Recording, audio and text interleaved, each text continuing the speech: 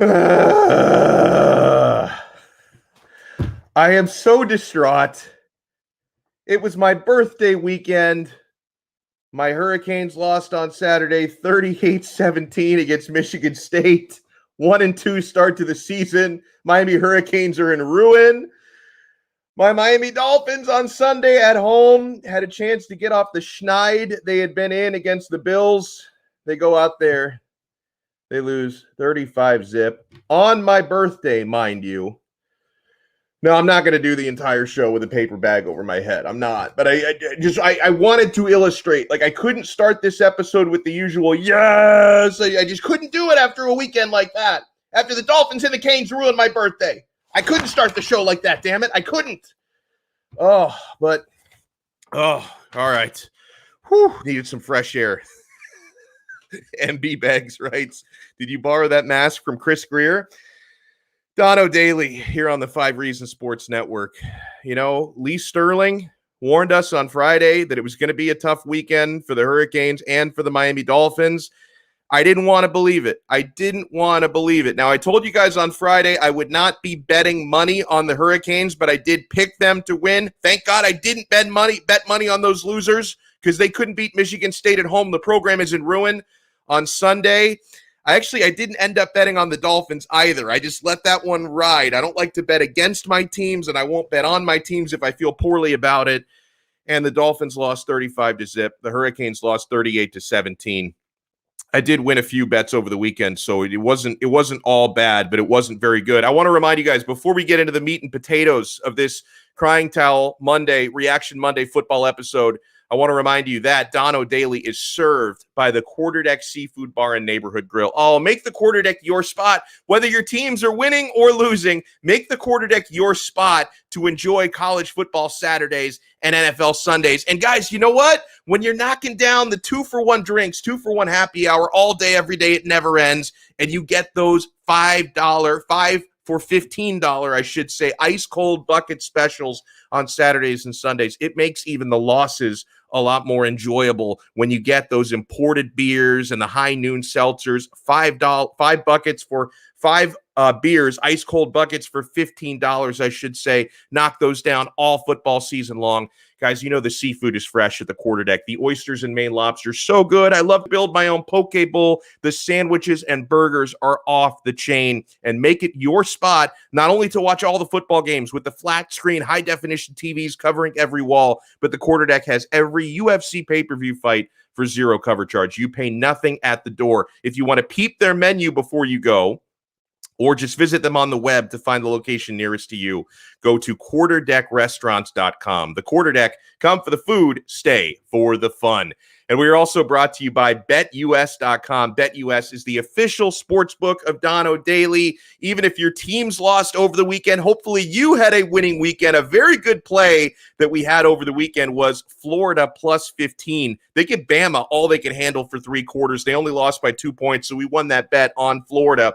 Bet with the 3-decade leader, BetUS. Join now for 125% sign-up bonus or even a 200% bonus if you sign up with crypto. So if you sign up with credit card, it's a 125% sign-up bonus or 200% with crypto if you use our code. You see it on the screen there, 5RSN125. Type that in at checkout, 5RSN125 when you make your deposit, and you receive a sweet bonus, and you can bet sports, play in the casino, bet horses, pop culture, and more at BetUS.com. You bet, you win, you get paid.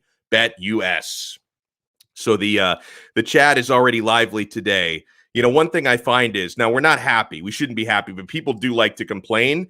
You can let me be your crying towel for the next hour or so. Direct your complaints right here to Donno Daily here on the 5 Reasons Sports Network. Good morning, or good afternoon, I should say. Louis D. Sung, he says, Donno, my friend, it's time to hire bounty hunter O-linemen like the Chiefs did. That's the key to team success now.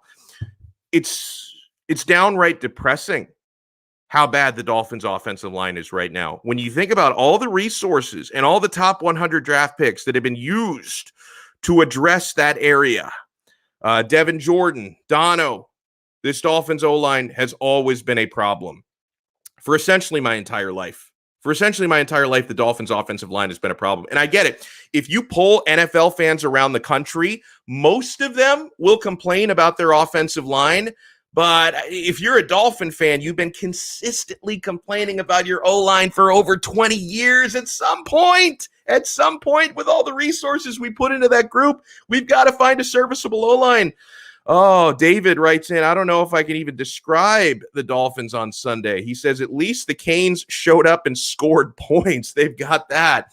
Let me bring in our good friend, co-host, producer, Sean Stanley, who you know is a ginormous Miami Dolphins fan. He even has the Don Shula signed football there in the closet. You can see it right behind his head, which is kind of nice. It's like you have a football growing out of your head. If you did really have that, we could probably use you on the Dolphins. And I've got my tinfoil hat on, apparently. But that's, I don't know, the tinfoil hat or the paper bag? What do you prefer? The paper bag is perfect for today. It is the absolutely perfect day for that. Now, Sean, let me start off with this. And I asked this question on Twitter. I put up a Twitter poll shortly before the show started. So we'll circle back a little bit later to see how the results are coming in with the votes. This is kind of a two-part question because you may have a different answer for each of these, because I know you support the local teams as I do. This question only really applies to people who are fans of both the Miami Hurricanes and the Miami Dolphins. Because if you're a Dolphin fan, but you're also a Gator fan or a Seminole fan, this question doesn't really apply to you. It's not for you. Which of those losses was most disappointing? And which of those losses was more surprising, Sean, as the Hurricanes looked pretty hapless, 38-17 at home. They were 6-point favorites, and they lost 38-17 on Saturday against Michigan State. And then the Dolphins, they got blanked at home, 35-0 to the Buffalo Bills. Which one of those was more disappointing, but which one was more surprising? I think the Dolphins were more surprising just because, I mean, the score, 35-0. I didn't know that they necessarily would beat the Buffalo Bills, but I thought we could hang in there. And that game, they jumped out 14-0 early. The defense finally kind of figured it out in the end of the first half, but then, man, our offensive line is terrible. But I don't know that I could say that the Canes was surprising, though. I mean, you know what I'm saying? I mean, I think I just expected that. After they're showing it to Appalachian State, I was like, you know, I didn't think, I don't know if that was really surprising that they lost. Maybe surprising 38-17, and the way it felt like, I guess at the end, they just kind of gave up in a way.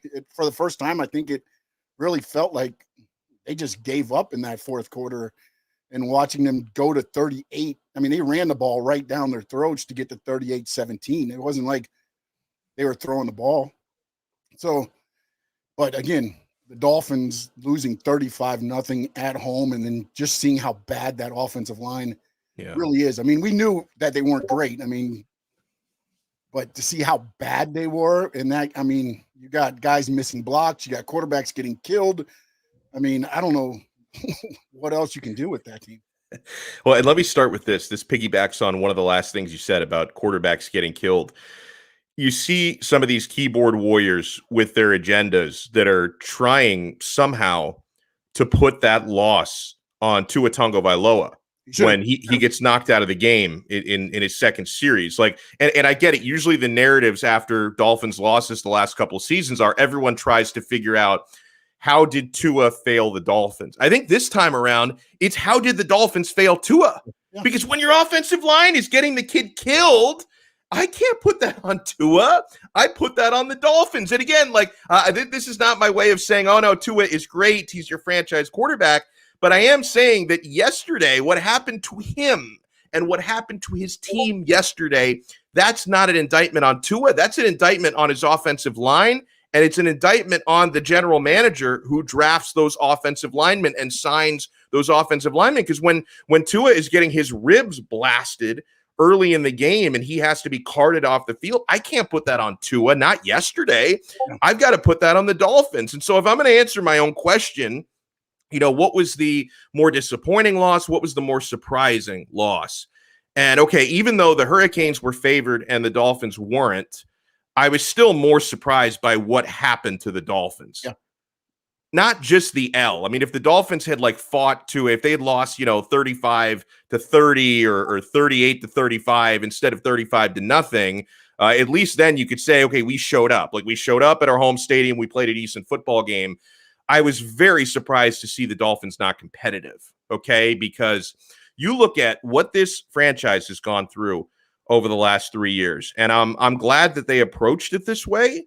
Unfortunately, we're not seeing the dividends of it right now. I mean, 3 years ago, when Stephen Ross fired Adam Gase's ass, which was, of course, the right thing to do, and he announced, people interpreted it as him announcing we were tanking, but no matter how you looked at that, Stephen Ross told you 3 years ago, we're going into full rebuild mode, right? That we're going to shed salaries. We're going to, let older players go in free agency. We're going to trade some of the higher priced players that are older that we don't want here. We're going to put a wrecking ball to this roster. We're going to start fresh. We're going to go young. And now it's been 3 years. And at times we think we're seeing the fruits of the labor of that rebuild. 17-16 week 1 against the Patriots. That is a great victory on the road at New England. And then we take that one step forward. And then the following week at Hard Rock Stadium, you take 2 giant steps back and you show, hey, the team now that we're trying to close the gap with, because the Bills were the class of the AFC East last year, one of the best teams in the National Football League last year. They're in our division. We need to close that gap between Miami and Buffalo. Somehow, yesterday, the gap looked wider. I thought it was rock bottom when week 17 last year, the Dolphins needed a victory against Buffalo to get into the postseason, and they gave up 56 points. Somehow yesterday, the margin of defeat was actually wider than that 56. I think it was 56-26. I think was the final score of that week 17 game. So from a plus minus column, point differential, you actually got worse from that game last year. Miami looks less competitive now. So what happened to the Dolphins was more surprising. Now, from my perspective, and again, really the only people who are qualified to answer this question are people like me and like Sean Stanley, who root for the local football teams. If you're a Hurricanes and a Dolphins fan, both, this was a very painful weekend for you. As far as the Hurricanes go, what happened to them, Sean, that was more sad for me. It was more expected, that result. I mean, the Hurricanes were 6-point favorites heading in. That seemed like a Fugazi line to me, and I didn't touch it. I don't bet against my teams because it's bad mojo, but I'm not going to bet on my team if I think it's a bad line. And Miami -6, I thought was a bad line considering how they played the first 2 weeks here. So I stayed away from it. I wasn't surprised by really anything in that game, but it's very sad for me because as Hurricanes fans now, and for people who are on Canes Twitter, it's the broken record all over again, because every 3 or 4 years, people get all riled up and excited about, okay, now we're going to pay for the banner planes to fly.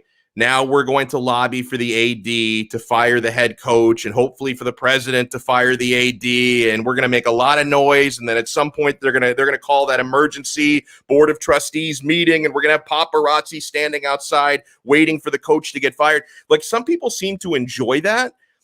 I don't enjoy that same dance, that same song and dance every 4 years or so. And I'm not saying I think Manny's doing a good job, and I'm not saying I think Blake James is doing a good job. Like, you probably do need to clean house there.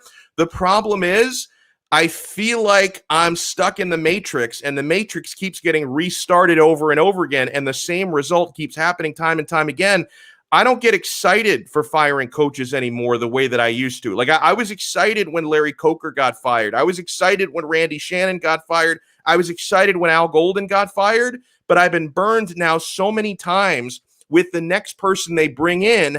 I'm numb. Like, I don't know what to think, Sean, as a Hurricanes fan, because the problem is every time they fire a coach and some of the lazy knee-jerkers in the fan base think, now Miami's going to be back. Now we're going to get a guy in who's going to take us back to the 1980s. Every coach that replaces the coach before him has done worse, not better. So I don't know how to feel. They shop at Goodwill for their coaches. That's the problem. They're too busy trying to get discounts instead of getting somebody in that can make it happen. I mean, again, I'm not saying I thought Manny could do something, but again, I think that's looking back at past, right? Because everybody's like, oh, Manny was doing so good on defense. He's got the Canes blood and everything else. He's what we need. And I think, again, you can sell it for a little bit, but now the luster's wore off of that.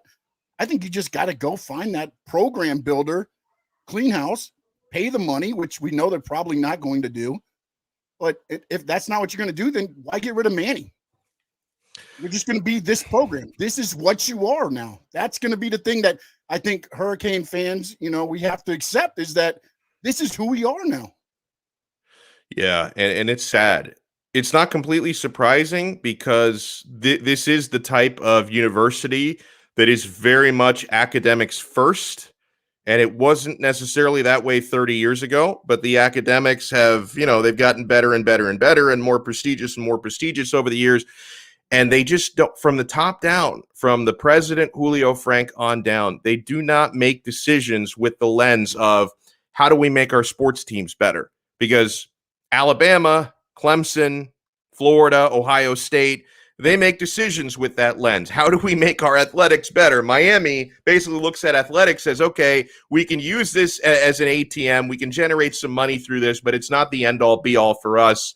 So I guess the hope would be at some point there is a breaking point because they clearly don't care if the football team and the baseball team and the basketball team are winning national championships. They don't seem to care about that, but you should at least want them to try and compete once in a blue moon for those things. Otherwise, that ATM machine of your athletic programs, it stops printing money. No, it's not going to stop printing money, though, because they're in the ACC, which is a Power 5 conference. So you're going to get that money from there. And they're looking at it as, look, no matter if they finish first or last in the conference, they're going to get the same amount of money. Yeah. They're not worried about bowl games. They're not worried about anything else other than, like you're saying, academics. I mean, look at the campus. The campus is building up around it. And how much of that is for athletics? Not a lot. No, not a lot. The athletic field was built by donors, not by the University of Miami. That was built by donors. Oh, by the way, I just realized, all right, let's go out to our first guest of the day. We're loaded today. Later on at around 12:40, we're going to talk some basketball, which is going to be a nice break for me because my blood pressure is going way up talking football. But we will talk more football right now because one of our show favorites here from 3 yards per carry does a fantastic job. I wish he was joining us under better circumstances. Alfredo Arteaga is with us. Alfredo, have you emotionally recovered from that travesty yesterday? Well, I didn't play, so it's not my fault. Although if you listen to some people on Twitter, I felt like I did play, and I was the one who was allowing free runs at our second-year quarterback. And why were they giving you so much shit? Like, I don't understand. Like, why were your mentions blowing up like that? I have no idea. And some people wanted me to do personal shows for them, which is, kind of interesting in and of what was itself. that about? I saw you tweet about that. I didn't understand what you were talking about. Like, somebody asked you just to do like a Skype with them? Yeah, I guess. The guy asked me about 6 or 7 questions and demanded answers on all 6 or 7 questions. And I told him, look, I just did a pre and a post, and I do 2 hours of podcasts, and I do a bunch of appearances. I'm pretty sure I'll answer all your questions there. I'm not a dancing monkey. Oh, my God. But that's the state of Dolphins Twitter after any loss. And to be honest with you, had they won by 50, people would have been complaining too. It's just a miserable lot.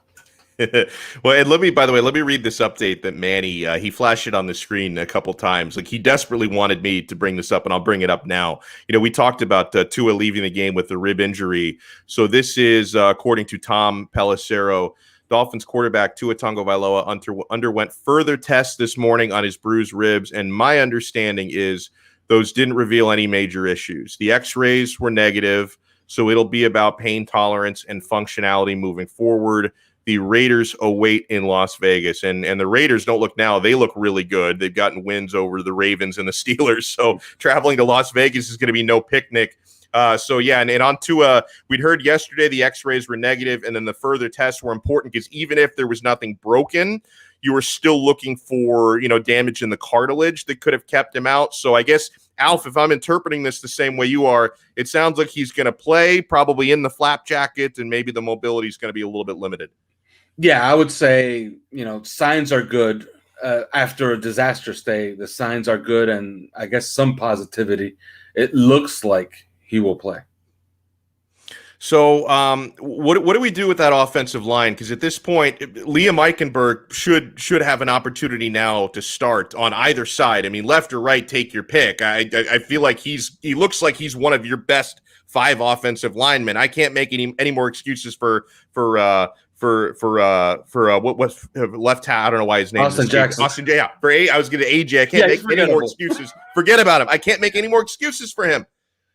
Yeah, no, I completely agree with you. Liam Eichenberg, at least we saw him play, right? Like he played week 1 against New England, a team that was going to throw the book at him, and he played well. Like, what could you say about it? He played well, right? So maybe, I'm no expert on offensive line play, but maybe get a guy that played well 1 week and play him the second week and hopefully he plays well again, right? Yeah. So I think it is time to make some changes. What we saw yesterday was not embarrassing. A lot of people were saying, oh, it's embarrassing.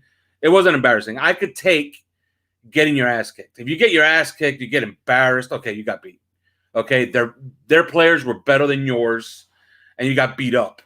But what you saw yesterday was a bunch of unprofessionalism, is what you saw. It was an unprofessional performance. On Saturday, I got a little bit on Zion Nelson, but that's because he's a projected first-round pick. Yeah. So I can, I called him out because I had mentioned him before, like, this is probably the Canes' best player. A lot of draft nicks have him in the top 10. They have him as the second-ranked tackle in the draft. And he went out and had his worst game of his career at UM against Michigan State. And as bad a game as I can remember a first-round pick having. But those are college kids. So I'm only going to call out a Zion Nelson. I'm going to call out a Bubba Bolden, guys that are projected to be at the next level. Right. But on the Dolphins side, those are professionals. What they did yesterday was completely unprofessional. It was just sheer stupidity coupled with some physical limitations, and they produced what they produced, which is Austin Jackson giving up 9 pressures and the offensive line giving up 24 pressures overall, which is, you can't run an offense that way. No, you can't. And what's sad is they actually got a good performance from their pass defense against Josh Allen. Yeah, they did. So, at the risk of overreacting to one game, I think we are starting to see some patterns. At what point do we have to start maybe reevaluating the job that Chris Grier is doing in the draft? I mean, he got thousands of picks in that Laramie Tunsil trade and the Minka Fitzpatrick trade as well. And yet we're looking at a lot of first-round picks who are either flat-out busts like Charles Harris or ones that are trending towards being busts like Austin Jackson and Noah Igbenogany. And, of course, the jury is still out on Tua Tagovailoa. So at what point do we start reevaluating Chris Grier? Because, it looked fantastic to get that bounty of picks you got in those trades a couple of years ago. But if you don't turn those into important squad players, then at what point do we have to say he's failing? Well, he's going to be judged by wins and losses, as he should. Okay, so if the team wins 11 games, he could point to that and say, "Look, we stripped down a team. We brought it up from nothing to 10 wins and now 11 wins, so we're improving." But you got to dig a little bit deeper. That 2020 draft, we kind of see where 2 of those first-round picks are heading, and it's nowhere good. Okay, it's heading somewhere where they're going to be wastes of first-round picks. The quarterback is injured. Now he's going to play. Yeah. You got to give him a little bit more time. They've done some good work around the edges, but I think this is a situation where you even have to evaluate. And I don't think you have to evaluate where you are, even after improvement in the standings. If the team wins 11 games, and let's say they go out there and they lose a close playoff game in the first round, they still have to dig deep. Yeah. And they have to look at what they did wrong. And it wouldn't be out of the realm of possibility that the season ends, you win 11 games, you look at the offensive line, it's in complete shambles, and somebody gets the blame for that. And who's going to get the blame? It's going to be Chris Grier. So it could be one of those situations where he gets fired. Everybody says, well, why are you firing a guy who's improved the team from 5 to 11 wins? And he said, look, he spent 7 picks on this offensive line, and they have what, 1 useful player maybe 2? So it could be a situation where the team improves in the standings and they fire the GM. That's entirely possible. Wow. Ninja Viking just writes in the chat, can we please bring in some unsigned guys to protect Tua? I mean, you literally can't get worse than what we have. There has to be people out there. Well, I mean, listen, Alf, anybody who's unsigned is unsigned for a reason. So it can get worse. I don't necessarily know if bringing people off of other teams' scrap heaps are the answer right now. Well, there's one really, really good one out there. The rumor was that he wasn't healthy, but evidently he's telling people around him that he is, and that's Mitchell Schwartz. Mm. He's a really good right tackle. He's old, but who cares? You're trying to get a 1-year fix because obviously this needs an overhaul in the offseason. But you're trying to get a 1-year fix. You're trying to save a season, okay? You got 15 games left. It's in its infancy. So there's an opportunity here. The deadline it doesn't come for a couple of weeks. There's an opportunity to kind of patch this up for this season and try to make something of the rest of the season. But as of right now, what they're doing is not working, and going forward, they can't keep the status quo. They got to make some changes. Now, even though yesterday, for anyone really paying attention, that game wasn't about Tua failing the Dolphins. It was more about the Dolphins failing Tua and getting him injured. And yet that will not stop, Alf. Anytime you have, losses, people are trying to turn that rumor mill again about Deshaun Watson. Do you think there's anything there? Like, how bad would this have to get over the next couple of weeks before the Dolphins might seriously say, you know what, before the trade deadline, let's make an offer? Well, the evidence is that none of that Watson stuff has come from Flores or Greer. Okay. Yeah. So you can take a guess where it's coming from. And it's the one guy that can affect that change. All right. So if Stephen Ross actually, puts the finger on the button and says, make the trade, then the trade gets made. It's as simple as that. Evidently, they're going to ask for a ton of stuff. There's a rumor that they asked for some protections based on his legal situation. Right. Okay, which would be just the most cataclysmic thing if they trade 3 first-round picks and then the guy has to go to prison. Oh, my God. Okay. You know what I mean? Although there'll be somebody that'll say, look, he's young enough. When he gets out of the pokey in about 3 years, look at Michael really Vick. Gonna have a quarterback. Yeah. We're really going to have a quarterback.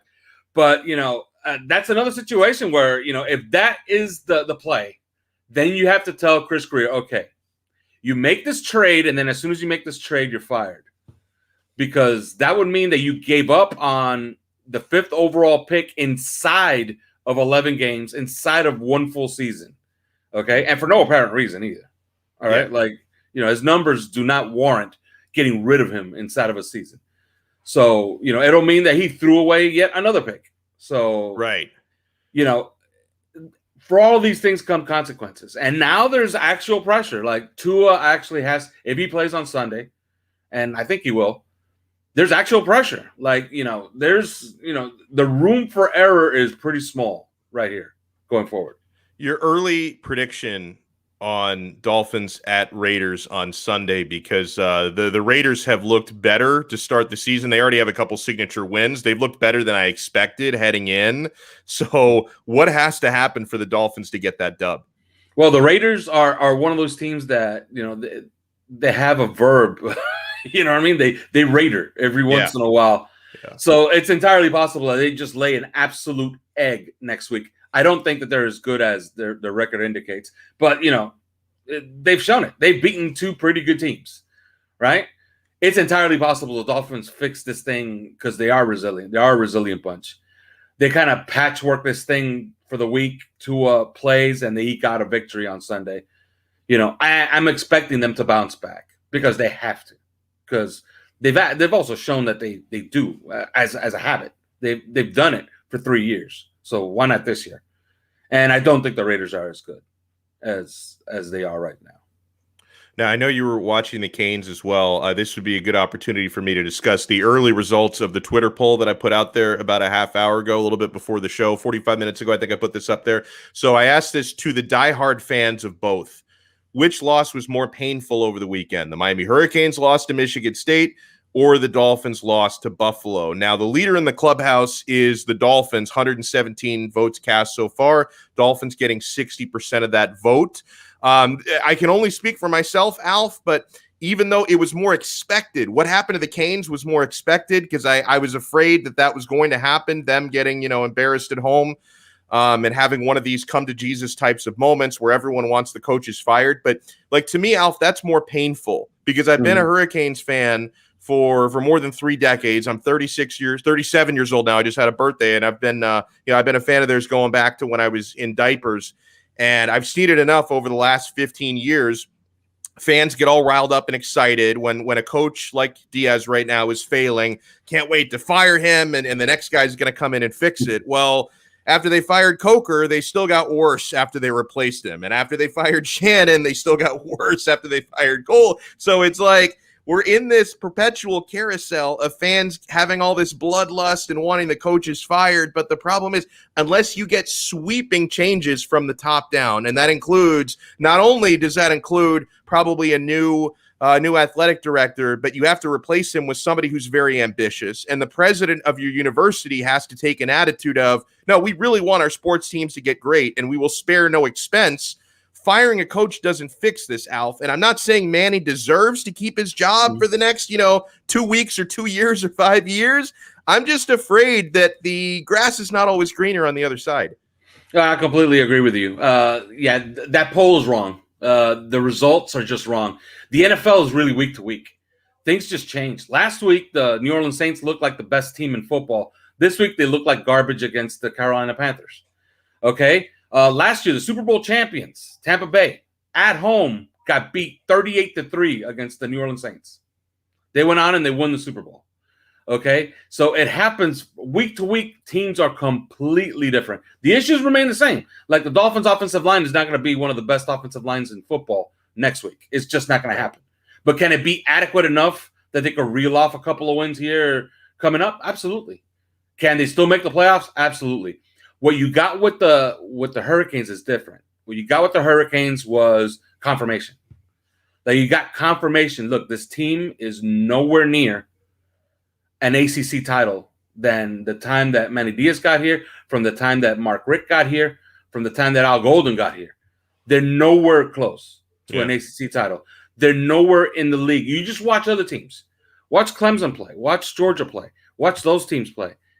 They're nowhere near. You expected them to play a competitive game against Michigan State, and it's college football. You're at home. You got to win those games, period. You're ranked. They're not, okay? And, the smart people that follow recruiting and look at the rosters will tell you that, Miami has more projected pros than Michigan State does, and that their roster is probably better. So you sit down to watch the game, and you're expecting, you know what? I'm going to sit down. I'm going to enjoy this college football game. I expect it to be close, but maybe they win by a field goal, and I'll be happy with that. Yeah. But you get your doors blown off at home? No. That was more, that game was more confirmation, like it's not going to – yeah, it was confirmation. Look, it's not going to happen for us, and it probably will never happen for us. Maybe it's over. Maybe it happens all the time. Like there was a time where Army was winning national championships. Yeah, that's right. Okay, so maybe there's a time where you no longer. There was a time where Nebraska was a powerhouse. Yeah, and that was only like 25 years ago. Nebraska was a powerhouse, and now they're terrible. Okay, so maybe those days are done, and what we have to look forward to is, hey, maybe they can win the Coastal. Like I think it's ridiculous. Also, by the way, when they get their doors blown off by Michigan State, and somebody's out, and guys are going out there by saying everything's in front of them, they can still win the Coastal. They can still make the ACC championship game. Come on, Yeah, it's funny. I stopped saying that after Alabama. I said it right after the Bama loss because, listen, it's Alabama. Even though Florida hung with them, I give Florida a lot of credit. But, Alabama. I give them a pass. I give them a pass against Alabama. Right, totally, because Alabama are going to blow the doors off of most teams, right? They even blew the doors off Ohio State in the national championship last year. So after that, I gave them a pass. Don't be too discouraged. You've got everything still in front of you. And, 2 weeks later, you still haven't played a conference game yet. So technically – it's all still there in front of you, but you had to escape against Appalachian State at home, which was huge alarm bells for me. And then what happened against Michigan State happened. So I can't run my mouth until Miami actually goes out there and not that I'm expecting this, but if they go out there and they start punishing ACC opponents, then my cocky Canes fans going to start to come back a little bit. But as for right now, I have been completely silenced. Yeah, and I saw De'Aaron King play at Houston, and I remember when they got him, I was like, whoa, the Hurricanes are actually doing something now at quarterback. Does he look like that guy anymore? He doesn't, right? No. So and now he's banged up too. He's got a shoulder issue. Like, oh.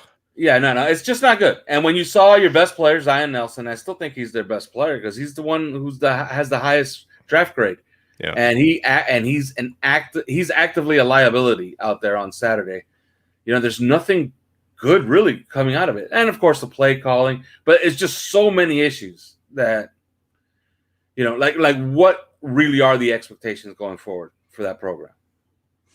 I would prefer not to speak, but I it's the school. It's the school. Yeah. It's the administration. Yeah. They don't care about sports. No, they don't. They don't care to improve it. They don't. And it's really stupid thinking if you think about it. If you go out and get Mario Cristobal, not that they have a shot at doing this, because they might have had a shot a couple of years ago, but he's doing so well there now. I don't think. Yeah, and does Mario Cristobal want to come down here and have an administration that's not going to back him?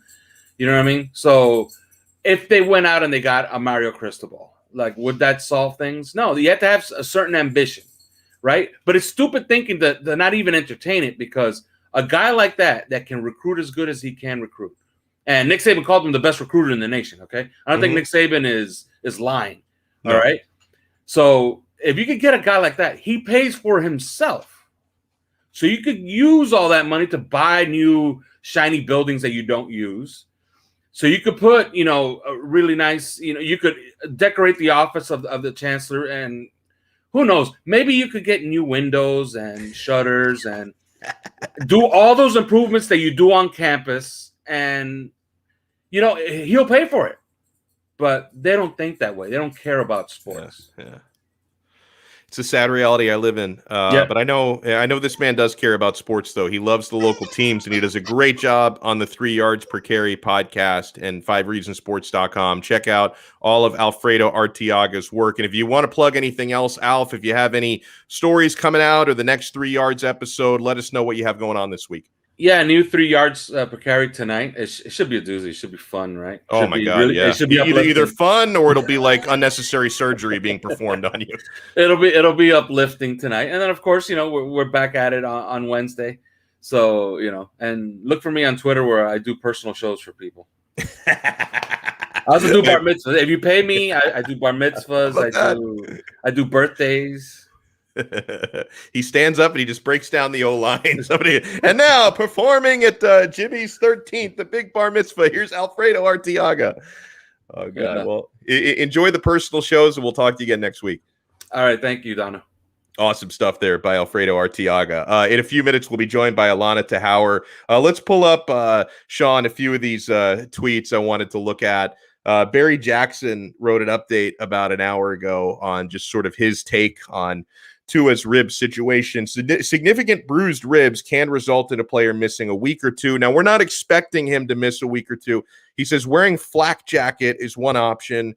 Rib issue on throwing side of body, making Tua's availability against the Raiders very, very iffy. Now, I think this one from Tom Pelissero came out after Barry's tweet where he wrote, Tua underwent further tests this morning on his bruised ribs, and my understanding is those didn't reveal any major issues. X-rays were negative, so it'll be about pain tolerance and functionality moving forward. So we'll see if Tua is ready to go. I expect him to play. He's going to have one of those flak jackets on, and then depending on how much pain he's in and how much the flak jacket takes away from Tua's mobility, we unfortunately may not see the best version of Tua. You guys can argue about how good Tua is even when he's 100%. Tua may be closer to 75% this week if he plays. So that is unfortunate. This was actually a good tweet by RWB, who was responding to something I put on Twitter about, making sense of how bad the Dolphins were yesterday. He says, I'll make sense of it.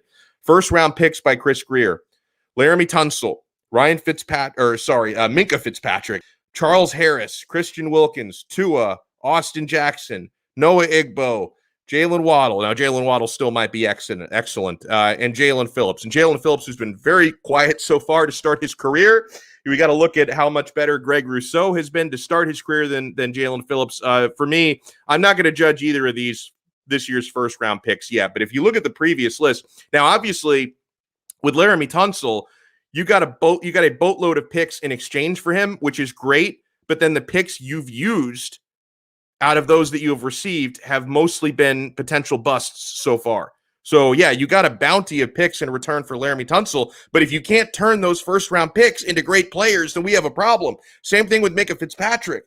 Charles Harris, absolute bust. Huge, one of the biggest busts in Dolphins history. He's at Deion Jordan level, this guy, Charles Harris. Christian Wilkins, again, not terrible, but worth that draft status. Austin Jackson, bust so far. Noah Igbenogany, bust. It's depressing. It's really, really depressing. I want to send a shout out to everybody in the live chat, by the way. We can all complain together. And listen, something Alfredo said made a lot of sense. For as bad as Sunday was, the NFL is really week to week. The Dolphins can certainly respond and still put together a great season this year.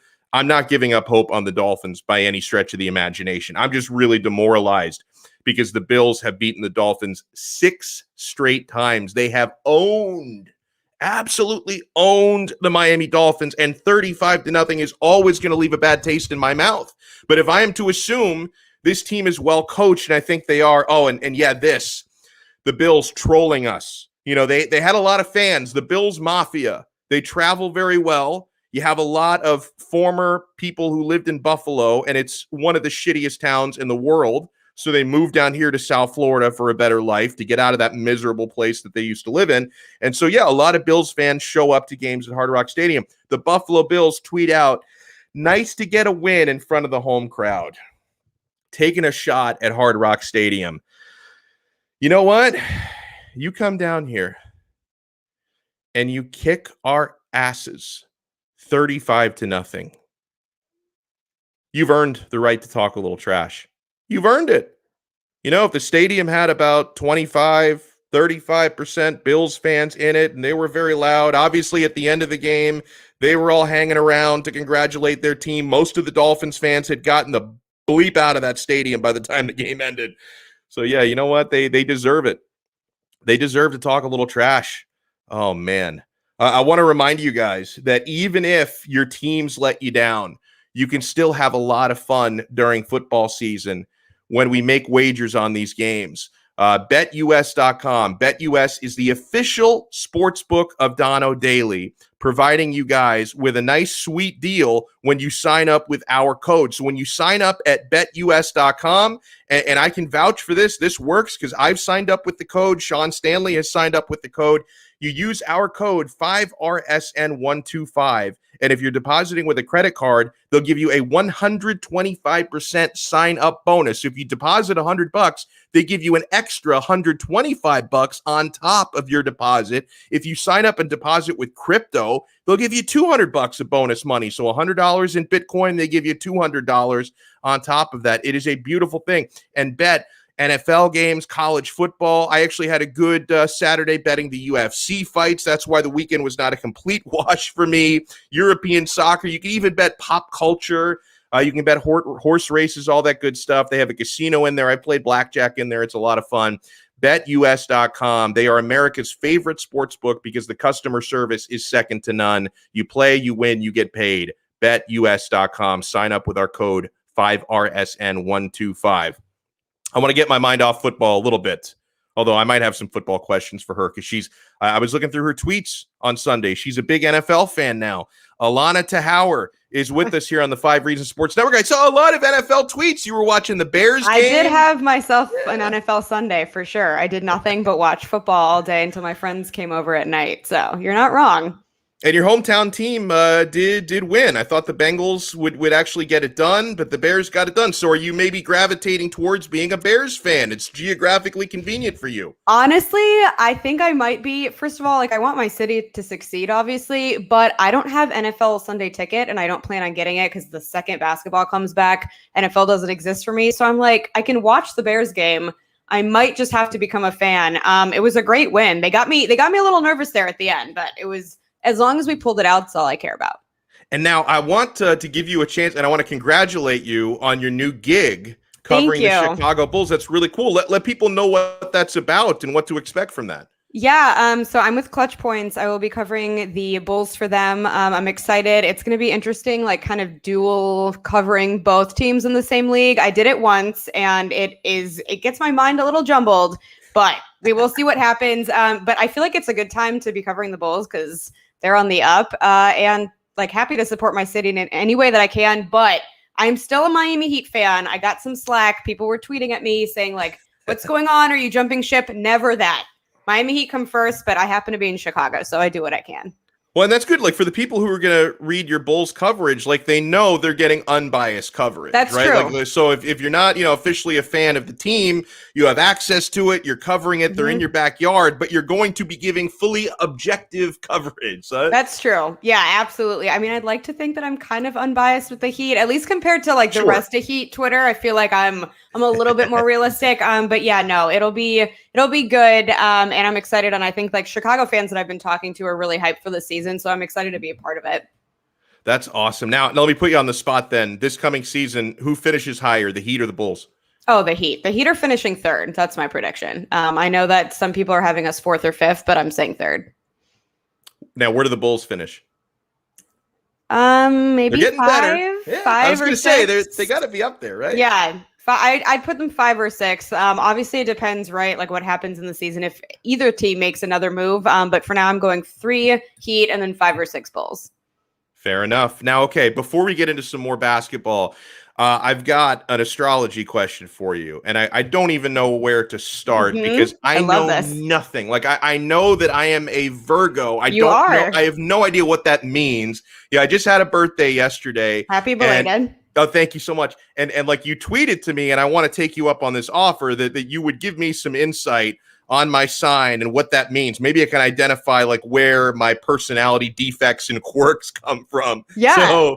So you give me the rundown. You're an earth sign. So Virgos are super grounded, super organized, and a little bit like bordering on like OCD tendencies, but in a good way, like super cleanly, likes to like do things their own way. Michael Christian is actually a Virgo as well. So yeah, I mean, my mom's a Virgo. I get along very well with Virgos. I think the like cons to you guys are you're very set in your ways and you don't like people like disrupting plans and you like to kind of take like control over everything. But no, like one of my favorite signs for sure. Any earth sign, like I said, you guys are good people. Okay. All right. So I'm a good person. I feel like we've gotten to the bottom of something today. I like that. Oh, and this is actually a good one that OK brings up. Kyle Lowry is going to wear the sacred number 7. Now, unless I'm mistaken, he actually got the blessing of Goran Dragic to do this. So with that being the case, I am 100% cool with this. What about you? I am not 100% cool with it. It helps for sure. And when I tweeted about it before I saw that, and I was heated for sure, no pun intended. But when I saw that Goran signed off, it made me feel better. The only thing is I still believe Goran's going to retire as a member of the Miami Heat. So I don't know what happens then. Does he just take a random number? Like that's my main concern there. I also am not a fan of the timing because I know Michael is going to really lay into me tonight when we record Feel the Heat because we've been going back and forth about like the fact that I don't think anyone should wear 7. And also like 7 belongs in the rafters for Goran. So I'm not happy about it. I don't really understand it. But on the other hand, I get Kyle like is kind of a big deal, right? And we've been trying to go after him for a while. So if that's what makes him happy, sure. But I'm glad at least they got Goran's blessing. If I have to be okay with this, it's that way. It's actually a really good point with the whole jersey retirement thing. And obviously Lowry's not a spring chicken. So like, do you think the Heat are now like, okay, we'll wait until like Lowry's done with us before we retire Goran's jersey? Or like in my best case scenario, hey, we're going to win the next 3 championships with Kyle Lowry at point guard. Then it's like, well, do we retire this number as Lowry's, not as Goran? So yeah, I mean, maybe I don't think I'm crazy in thinking that Goran should like be a part of what's hanging up there. I've gotten some people saying like he's good, but he's not at that level. I disagree. And not only for what he did on the court, but like he came in when we were really down. We had nothing going for us. It was, the whole Chris Bosh thing was happening. The Big 3 era was done. I feel like he deserves that recognition. So I don't know what they have planned. But it's going to be interesting. And again, I just think he's going to come back. I think he's going to retire a member of the Miami Heat, even if it's like on a 1-year contract.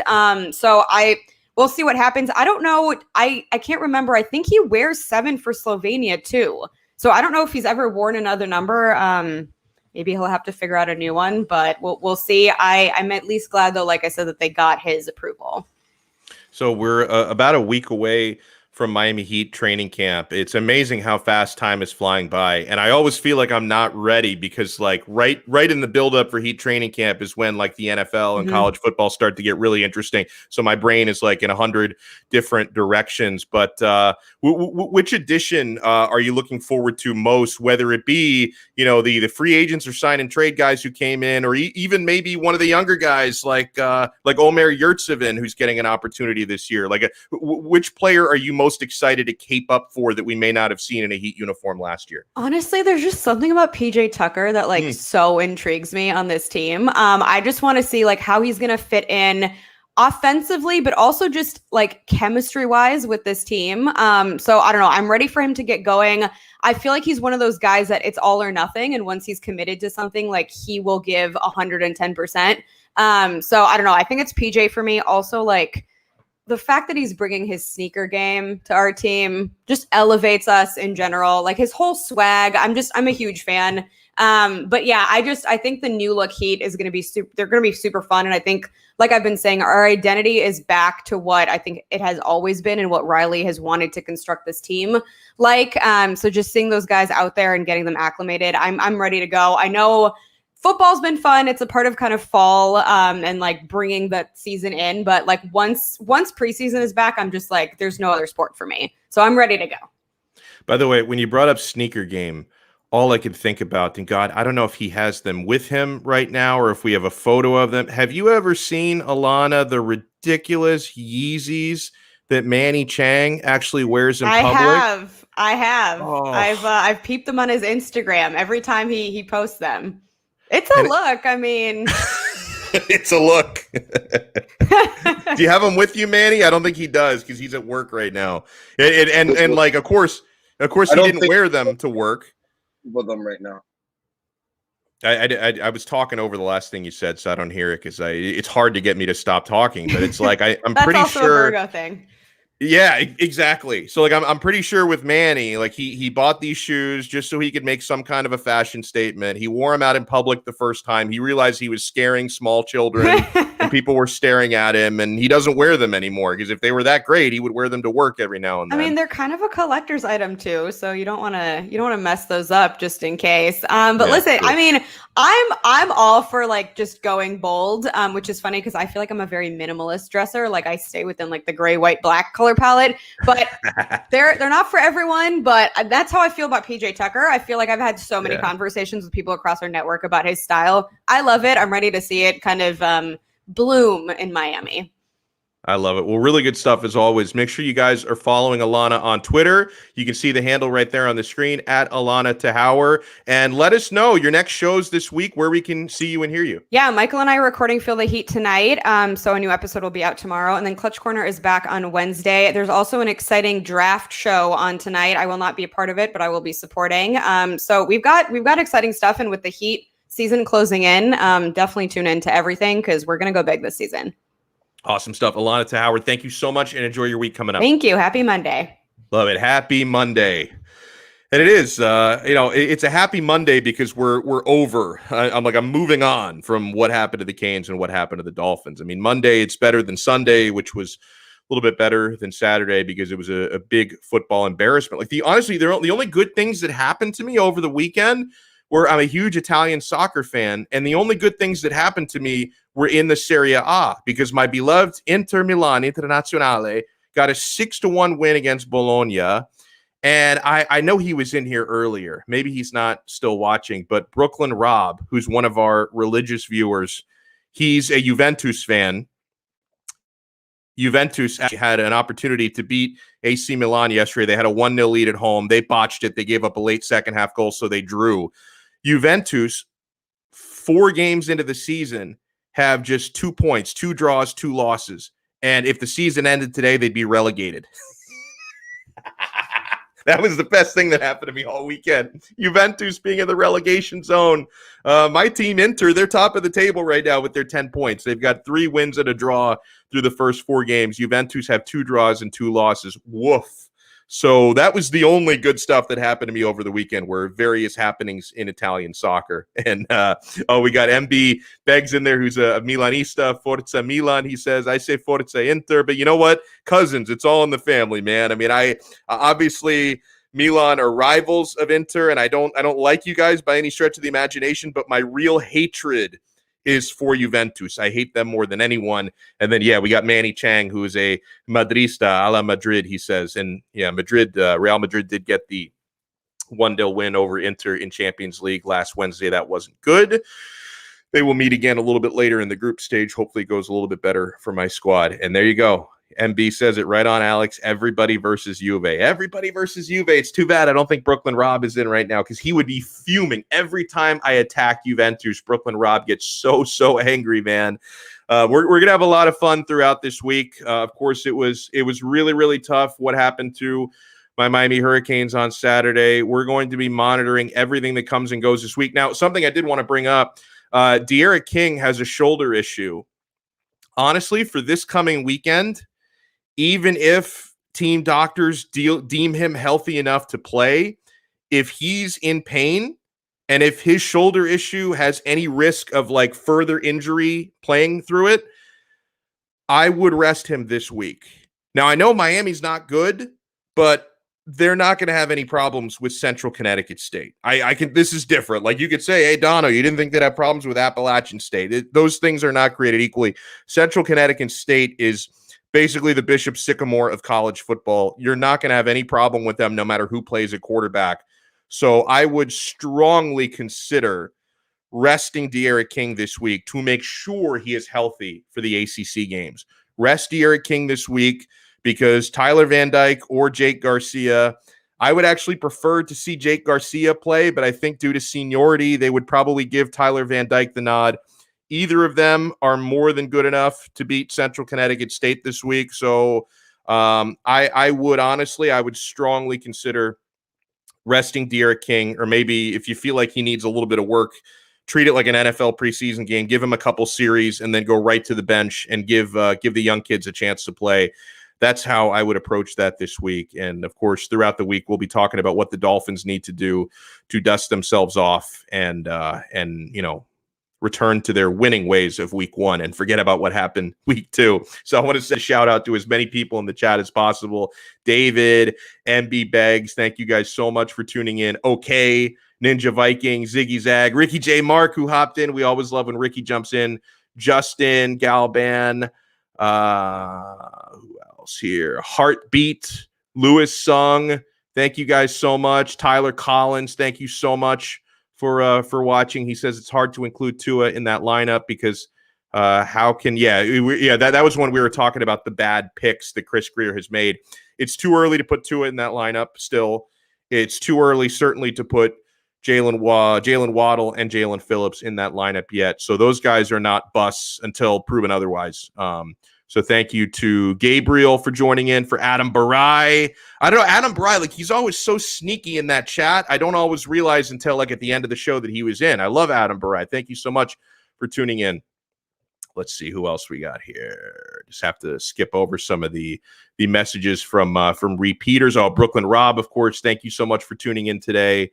Ninja Viking, one of my favorites as well. Let's see. Heartbeat, I think I already mentioned. I think that might be a friend of mine, unless there's another Heartbeat out there. But we appreciate you guys tuning in. I don't want to scroll all the way to the top of the page. Oh, Martina Davies, who always writes in early. Thank you so much. And she's a big fan of Alfredo Arteaga. So Alfredo did an awesome job with us.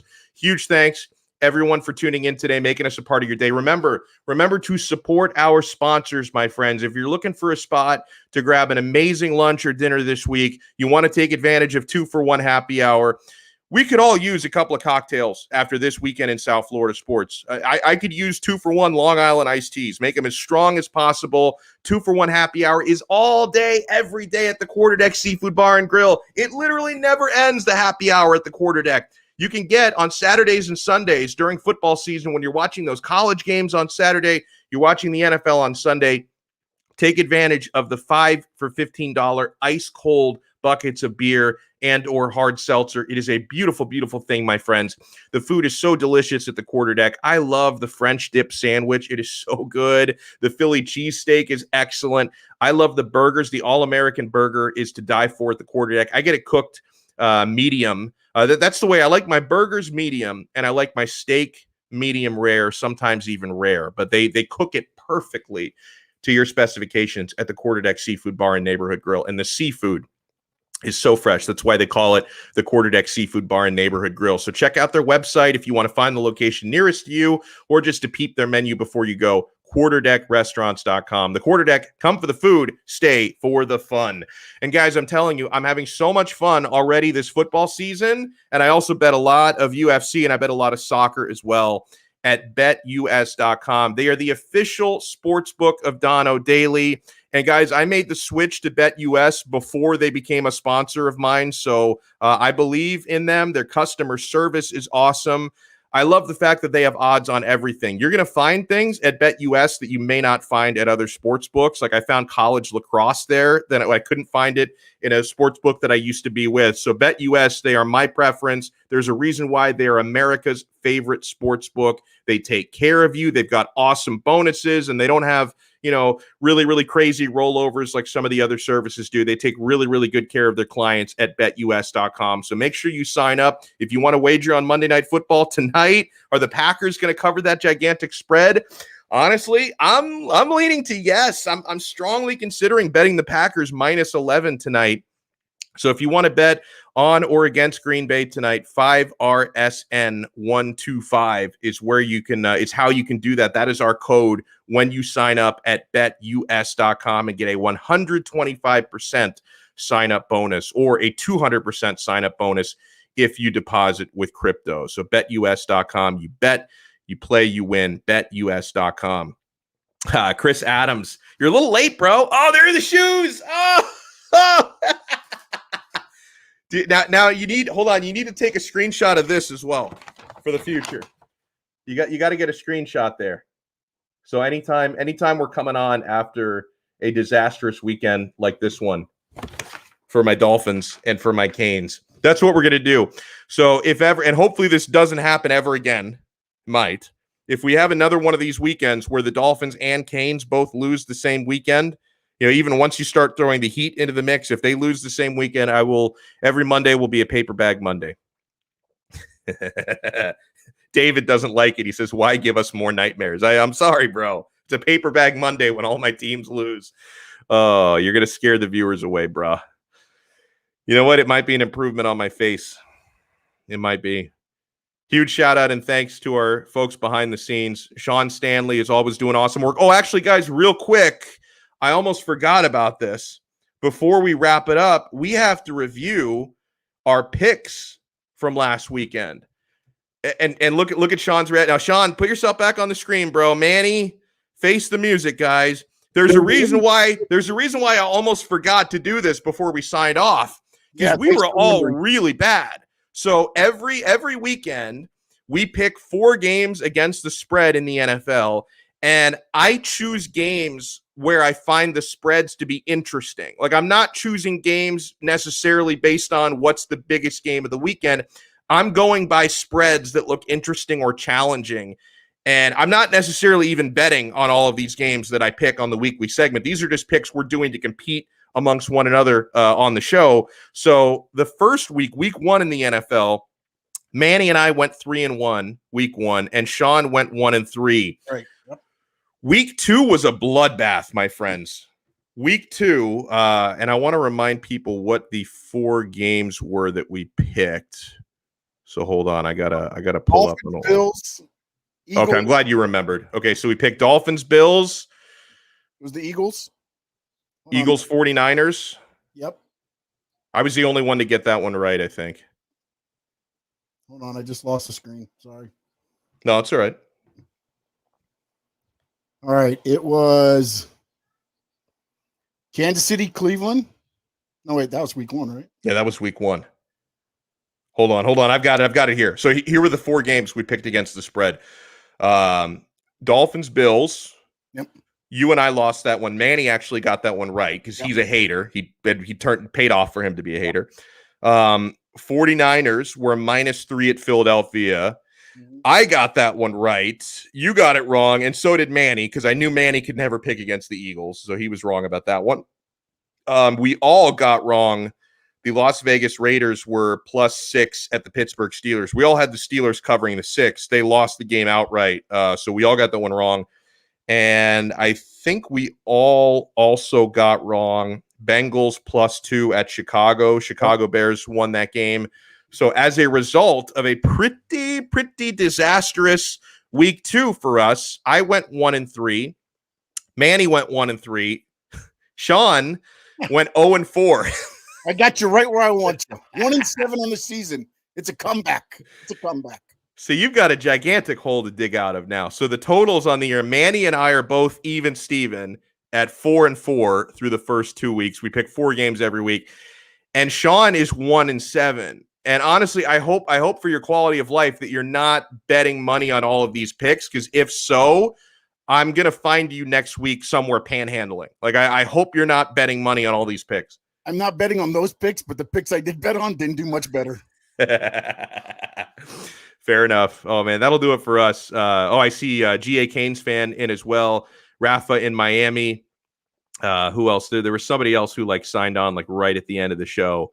We start at noon every day. Be on time. Oh, Chris Adams as well.